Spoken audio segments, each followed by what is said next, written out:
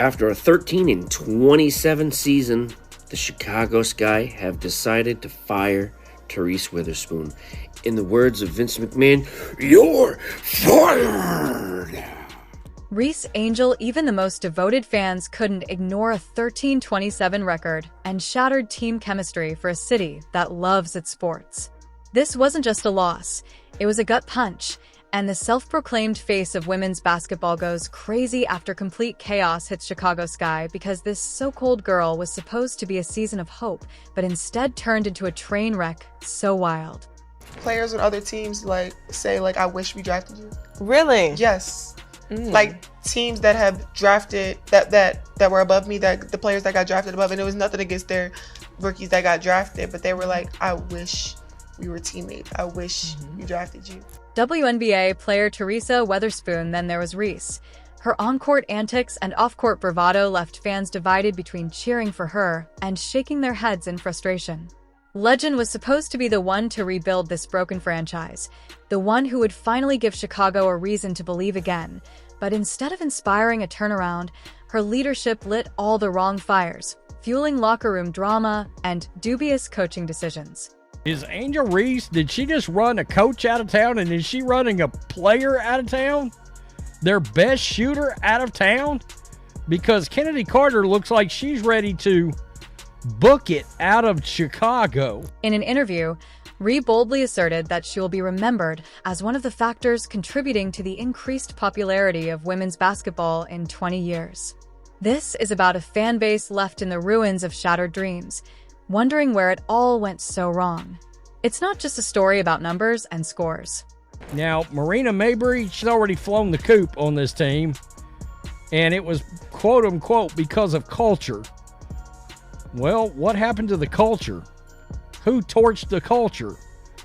Who's selfish on the team that would cause the culture to melt down? On her podcast, Reese claimed that multiple teams that passed on her in the WNBA draft had called to apologize, a claim that was widely viewed with skepticism. During a game, her controversial flagrant foul on Caitlin Clark became yet another target of criticism. Reese justified the fall as a play on the ball and even implied that referees gave Clark preferential treatment, but social media users quickly exposed her justifications, calling them embarrassing deflections and citing her actions as a key factor in the team's lack of chemistry. Video evidence also revealed a different story. When Tyler Marsh did the press conference, he talked about Angel Reese, he talked about Cardoso, who I think is going to be a star in the WNBA, but he did not really mention Kennedy Carter at all, and that raised a lot of eyebrows. The fact that the Chicago Sky are disintegrating more quickly than their 13-27 record indicates that a team that was once promised greatness is now drowning in dysfunction. At the heart of the mayhem is Angel Reese, whose presence has reportedly reduced the locker room to a battlefield. Their best shooter, Kennedy Carter, is already scouting new teams, scoring 17.5 points per game the previous season, but now appears more interested in Twitter polls than playbooks. I'll look back in 20 years and be like, yeah, the reason why we're watching women's basketball is not just because of one person. She refuses to say Caitlin Clark's name. It's because of me too, and I want you to realize that. Young players like Camila Cardoso struggled to find consistent roles, and their potential was largely overlooked, indicating that Reese's individual stats seemed more important than the team's overall success. One veteran player even made the anonymous comment that it was clear who Weatherspoon was trying to please and that it wasn't the team. When the Skies traded, the team's turmoil reached unprecedented heights. Despite avoiding direct criticism of the Sky, Marina M., a mid-season MB known for her shooting and defensive prowess, was sent to the Connecticut Sun under mysterious circumstances. Her admiration for the Sun's professional environment spoke volumes, as she highlighted how players in Connecticut could concentrate only on basketball, seemingly in reference to the chaos she left behind in Chicago. The Chicago Sky franchise has been an absolute dumpster fire since winning the WNBA championship in 2021. Let's go through some of the names that have left. James Wade, who was the coach and GM, left in the middle of the season last year to go to the NBA. Players' parting interviews gave a somber image of the season. Younger players bemoaned the lack of direction and clarity over fundamental team values like maintaining onk, while veterans questioned Weatherspoon's leadership. By the end of the season, court discipline was frequently lacking, and the divisions in the locker room were too obvious to ignore. Now that Weatherspoon is no longer head coach, the Sky is left to pick up the pieces of a terrible season. It's unclear if Angel Reese will continue to be a part of their plans, but for now, her time in Chicago serves as a warning about what happens when individual ambition takes precedence over team cohesion rather than a new beginning. Reese was prominently shown among the debris as the Skies descended into complete pandemonium. Candace Parker, Emma Messman, Courtney Vandersloot, Allie Quigley, Kalia Copper was traded, Azura Stevens. And then this year, after drafting Cardozo and Reese, they were competing for a playoff spot and traded Marina Mabrey, their veteran, before the Olympic break. Carter, the top scorer in the Sky and a restricted free agent, didn't hold back when she posted on social media in January, saying, "Y'all be coaches and GMS anyway. Let's see what you think." She asked fans to choose where she should play next, and the response was swift. Although Carter isn't the only one out, some fans supported her in criticizing Chicago's corrupt leadership, while others made fun of her for airing dirty laundry like it was a Real Housewives WNBA edition episode. Last season, Marina Ma averaged 15.4 points per game, but she left in the middle of the season, citing cultural concerns.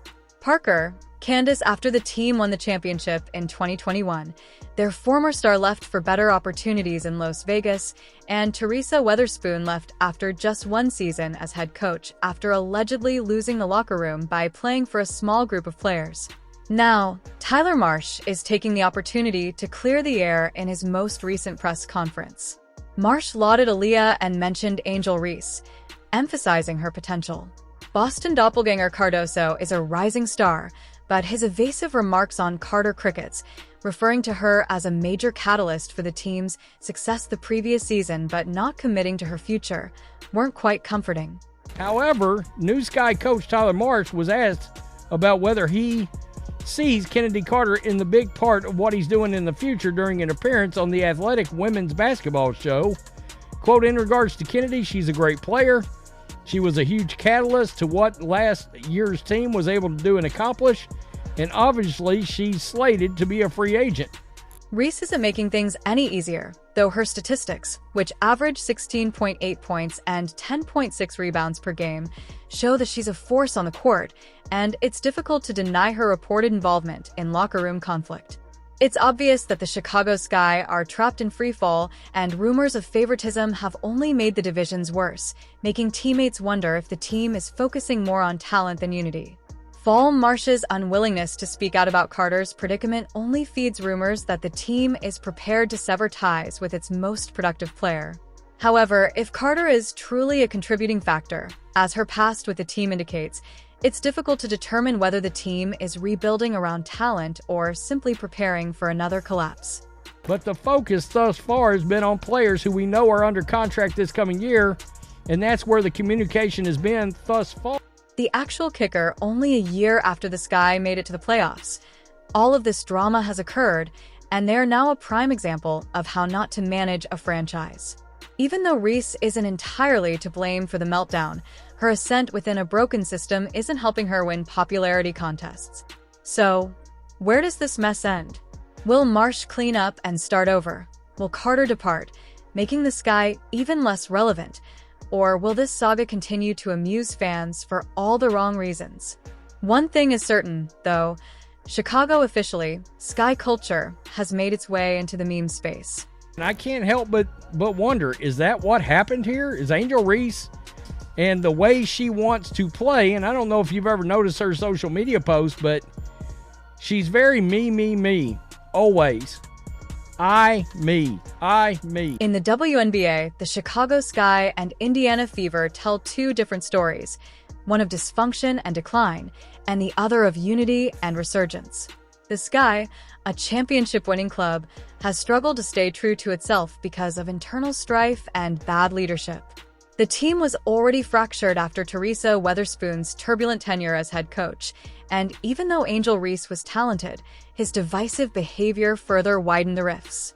The question now is whether the Sky can rebuild their team culture and regain their championship grit, or if they will keep losing ground.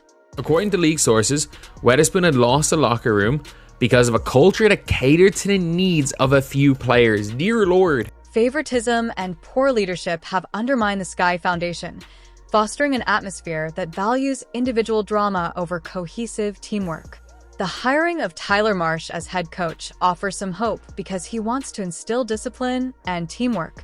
However, the question is whether the players, especially Reese, can embrace a team-first mentality. Without unity and accountability, the team runs the risk of alienating their fan base and slipping further behind in a league that demands excellence on and off the court. In sharp contrast, the Indiana Fever have become a shining example of what strong leadership and a clear vision can accomplish after years of mediocrity. The Fever have completely rebuilt their team culture. Head coach Stephanie White, general manager Amber Cox, and president Kelly Kokoff have established an atmosphere based on openness, discipline, and cooperation. Their leadership extends beyond roster choices. They have developed a structure where each player feels respected and empowered.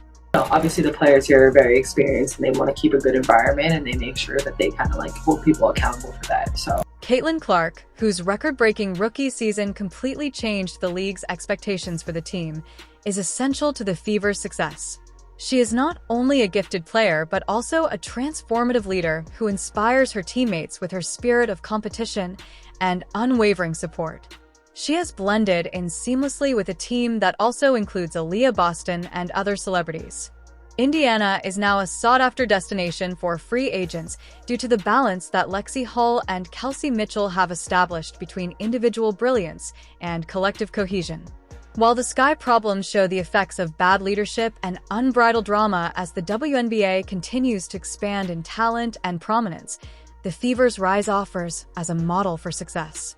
These two stories offer a fascinating analysis of the differences between the Sky.